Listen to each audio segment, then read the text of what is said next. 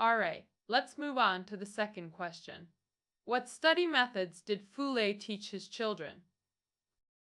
Fu Lei achieved excellence in scholarship, translation, calligraphy, even gardening and photography, all thanks to his rigorous work ethic, efficient learning habits, and methodical approach to summarizing knowledge. In his letters, he repeatedly shared these study methods with Fu Cong and urged him to apply them. He emphasized putting these methods into practice in actual study. The first method, using letter writing to train both writing skills and critical thinking.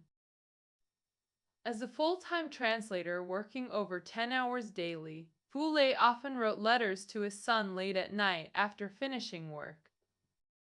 As mentioned earlier, Fu Lei loved writing lengthy letters, each around 3,000 to 4,000 words, and wrote 3 such letters every month. Why did Fu Lei painstakingly write these letters and insist Fu Cong reply frequently with details about his studies in Poland? Was it merely out of paternal longing? In truth, Fu Lei aimed to use these letters to sharpen Fu Cong's thinking, skills, and nurture his literary talent. Fu Lei stressed the importance of frequent letter writing for 3 key purposes. First, he treated Fu Cong as a partner in discussing art and music, hoping to spark deeper artistic reflection through intellectual exchange. Second, he believed artists must constantly communicate their insights and experiences to others. Third, thinking and writing are entirely different. Putting ideas on paper is far more concrete than idle mental speculation. Only through writing can one truly exercise their intellect and wisdom, hence the emphasis on frequent writing. This method applies not just to studying art, but to all academic disciplines. In modern education, parents and teachers constantly tell children to read more, to improve their writing. But is that enough? Truthfully, this advice is only half correct. Reading without writing will never lead to mastery of composition. Reading and writing are like breathing. Absorption must be balanced with expression. These two are inseparable. Most books fade from memory after reading, but writing a review or reflection etches the book into your mind, transforming it into lasting knowledge. This makes it harder to forget. Alright, let's look at the second method, mastering scientific time management. All great achievers are masters of time management. Fu Lei himself was exceptionally efficient at managing time. Cao Judy, Fu Lei's longtime housekeeper, described his daily routine: up at 8 a.m., working 9 a.m. to 12:30 p.m., back at his desk by 2 p.m., dinner at 7 p.m., then reading and letter writing late into the night.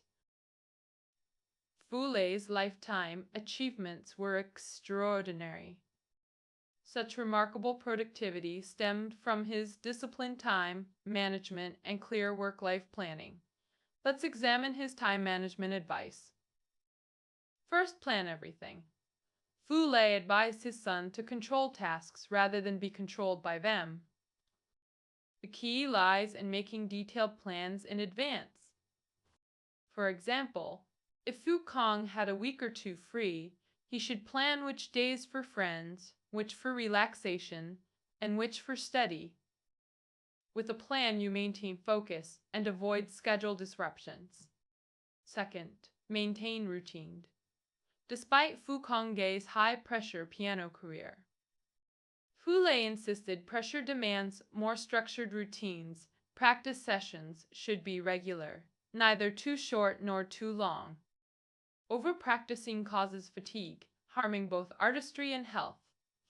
Only structured routine enables sustained excellence. Consistency breeds achievement. Third, avoid unproductive socialization. When Fu Cong gained fame after winning 3rd prize in an international competition, Fu Lei warned against social overcommitment endless socializing wastes time. He criticized the typical Chinese people-pleaser mentality, always saying yes, attending every event even when exhausted. Like rushing to complete a mahjong game when someone calls, or forcing yourself to attend gatherings when unwell. Fu Lei demanded his son actively protect practice time. Don't make casual promises. Maintain a quiet environment for piano. Fu Lei applied these principles to himself, famously guarding his time rarely, socializing, and never receiving visitors while writing. Now let's discuss the third method. Expand your horizons beyond isolated study. Fu Kan specialized in piano, practicing over 8 hours daily. Many parents today dream of having such self-disciplined children, the mythical perfect child who practices diligently without supervision. Yet Fu Lei wasn't satisfied with mere long practice hours. He believed music's intensity required balancing with calmer arts, like painting, architecture, and literature. Artistic freshness and inspiration come from multidimensional understanding. Studying music solely through music breeds narrow perspectives, stifling creativity. Thus, Fu Lei constantly urged Fu Kan to seek nature, museums, and diverse reading to nourish musical understanding. We've now covered the 3 study methods Fu Lei taught. First, frequent writing to organize thoughts and enable continuous self-improvement. Second, effective time management through routines, avoiding unproductive socializing. Third, broadening perspectives through diverse learn and narrow thinking develops otherwise. Now we conclude with Fu Lei's teachings about living well. Life encompasses more than work, especially crucial for artists. Fu Lei considered life management essential for artists. If art is the flower, life is the tree that bears it. He fundamentally believed art springs from lived experience. Beyond art and study, Fu Lei's letters addressed life's challenges, setbacks, fame, and relationships. 3 crucial areas young people frequently encounter. These became the most discussed life topics in his correspondence. Let's examine how Fu Lei guided Fu Cong through these challenges. The first life lesson, handling setbacks, a universal growth experience. Fu Lei comforted Fu Cong with 3 perspectives. First, setbacks drive continuous pursuit of perfection. As a perfectionist, Fu Cong often struggled between joy and frustration, pleased with performance, success, yet agonizing over imperfections. Fu Lei counseled, art is endless, and life never achieves absolute perfection. Only through self-dissatisfaction can we refine our skills and keep improving. Second, setbacks cultivate deep empathy. Personal struggles enable understanding others' similar pains. Fu Lei believed only artists with profound compassion create masterpieces. Take Beethoven's Symphony No. 5, Fate Symphony, composed during his darkest period. Deafness and lost love couldn't stop him from expressing humanity's victory through music. Fu Lei advised Fu Cong to listen to this symphony when discouraged to find strength in calm. Third, gain cosmic perspective. View personal issues as small within life's grand scheme. Why? Let's illustrate. Imagine someone feeling indispensable at work, expecting a 100,000 Chinese yuan in bonus, but getting 50,000 Chinese yuan natural to feel angry. But from space, Earth is a tiny speck. You're smaller than dust particles. Our planet has existed 4.6 billion years ago. Significant are temporary human concerns. Even if you live to 100, compared to Earth's timescale, your existence would vanish faster than a shooting star. The Song of the Vanished, from Dream of the Red Chamber states, where are the heroes of old, buried beneath wild grasses?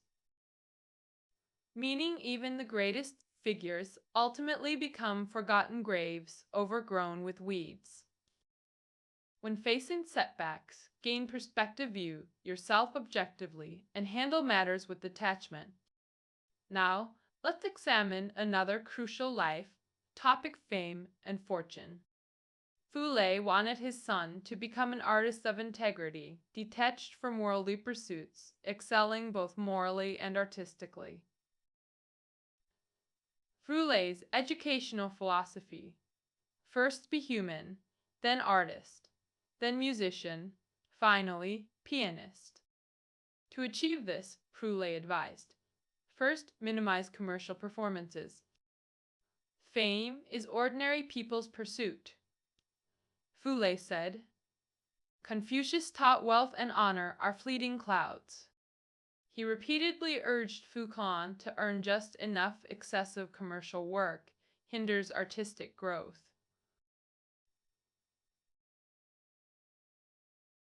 Second, maintain authenticity.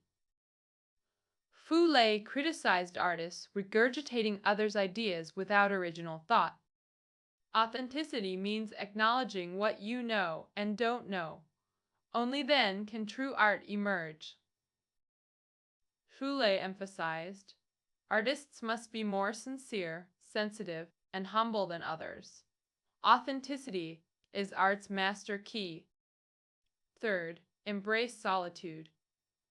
Artists need contemplation. Constant socializing prevents proper reflection. His famous quote, "A pure heart in solitude creates worlds," adorns his Shanghai tombstone. This echoes Mencius. The great person never loses their childlike heart. A cheesy pure heart refers to an infant or child. Many sages use cheesy as a metaphor for those viewing the world with childlike wonder and purity. Solitude represents an elevated state of existence. The Chinese term "cuxin gie" perfectly describes geniuses dedicated approach relentless pursuit through solitary refinement. How can one reach artistic heights without enduring solitude? Li Bai poetically declared, "Since ancient times all sages have been solitary." Fu Lei's maxim, "A pure heart in solitude creates worlds," means artists must preserve innocence to build unique spiritual realms. Like Van Gogh's Sunflowers or Mozart's Requiem. Regarding relationships, Fu Lei urged careful choice of life partner. When Fu Kong studied in Poland, youthful romance became inevitable. Fu Lei's advice: 1. Choose rationally, not emotionally. 2. Seek kind-hearted, broad-minded women. Following this, Fu Kong married Mira, daughter of violinist Yehudi Menuhin. The Fu couple greatly approved of their daughter-in-law. Fu Lei shared his 3 communications method for marital harmony. 1. Frequent communication. Fu Lei himself daily conversed with wife Zhu Meifu about news, art, and literature. Zhu Meifu, gentle, capable partner, was Fu Lei's secretary, transcriber, and social coordinator. Writer Yang Jiaqing praised, Meifu wasn't just wife and mother, but Fu Lei's indispensable collaborator. Fu Lei's productivity owed 30–40% to Zhu's support gained through daily conversations. Through these exchanges, Zhu refined her perspectives to become Fu Lei's perfect counterpart. Whether Meifu aided Fu Lei's career or not, daily conversations remained vital for marital bonding. Second, practice forbearance. Marital disputes are inevitable. Fu Lei urged tolerance towards Mira. Before demanding perfection, examine your own flaws during conflicts. Focus on your shortcomings and their strengths. Third, prioritize companionship. Fu Lei advised reducing performances to spend quality time with Mira. Only through presence can marital bonds deepen. As both father and life mentor, Fu Lei extensively discussed relationships through letters to guide Pu Kang's happiness. Fu Lei's life guidance distilled into three aspects: view setbacks through cosmic perspective, treat fame lightly while pursuing true artistry, maintain committed, thoughtful relationships. As a father, Fu Lei balanced strictness and care, tailoring education to his son's needs. His educational methods emphasized writing, critical thinking, time management, and broadened perspectives. Concluding with life wisdom: be loyal in love, detached from fame, courageous in adversity. Fu Lei ultimately aimed to shape Fu Cong into an artist of both moral and artistic excellence. This concludes our exploration of Fu Lei's family letters. Study notes are below. Until tomorrow.